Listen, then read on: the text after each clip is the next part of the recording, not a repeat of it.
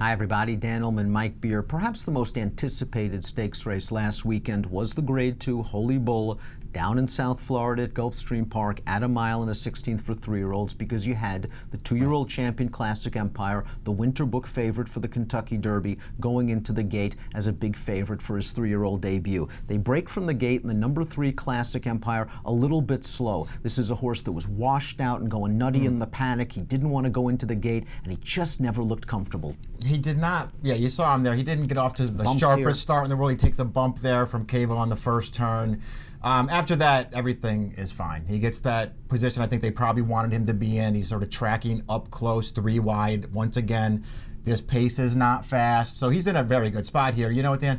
He's just not sharp for his 3-year-old debut. He never makes a run at this thing, can't get anywhere near the winner, who's on the lead right now through the second turn, and he doesn't finish that well either. Meanwhile, the winner ran pretty well. That's the 5, Irish War Cry, 2 for 2, sprinting at Laurel for Graham Motion. This was his first start around 2 turns, and he was able to get out there on the lead, and Classic Empire will try to get into it entering the turn, but Irish War Cry just extends on him. Yeah, he really does. I mean, look how comfortable he is on the lead right here. He's just making a rated pace here, no pressure whatsoever. He's doing it very easily. Just to give you an idea of how slow they're going, and fourth right now is Guinevere, a big deep closer, and he's sitting right up there in range of this pace. Just because they're not going fast, this horse is still in hand through the second turn here. The horses that have been closest to him throughout, they're in drives right now. This horse is still in hand through the turn. Guinevere, the number 1, is going to get jammed up right here by a little bit when Talk Logistics comes in on him. It costs him his momentum. It did not cost him a placing. Javier, it was really on his mind. Try to stay close. He didn't think there was a lot of pace. Guinevere on this track with not much pace was up against it, but he's going to run on here to finish second. Yeah, he actually does pretty well. You're right that he got into a little trouble there midway on the turn. I don't think it cost him anything.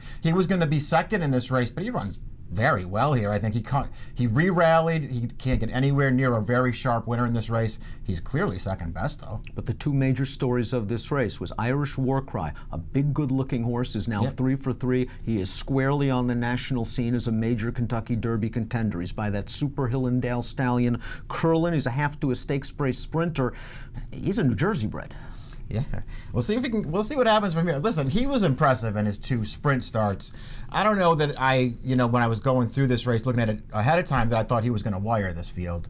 But he got right to the front. He got comfortable. He always looked like he was going to be dangerous on the front end, and he never let this field into the race. I was pretty impressed with him, Dan. And he's a versatile horse. He came from well back to win his career debut, and he's won now his last 2 races on the lead. He's trained by Motion, who of course won the Kentucky Derby several years back with Animal Kingdom. Now to Classic Empire. How much of a disaster was this? At first glance, live when we watched this race, we couldn't believe how terrible it seemed. Watching it again, I'm willing to give him a mulligan and say he deserves another chance. Of course he deserves another chance. He was too good as a 2-year-old to just, sort of discard him off of one poor performance. To me, he was bad in this race. But I feel like a lot of times with these horses, a bad race like this could be a disaster, only because these horses don't run anymore. And so you feel like, well, how many more chances are going to get? They got this horse started pretty early. I think it's a good sign for them that they got him back, started February 4th. He's going to have plenty of time to bounce back out of this. They'll find other races for him.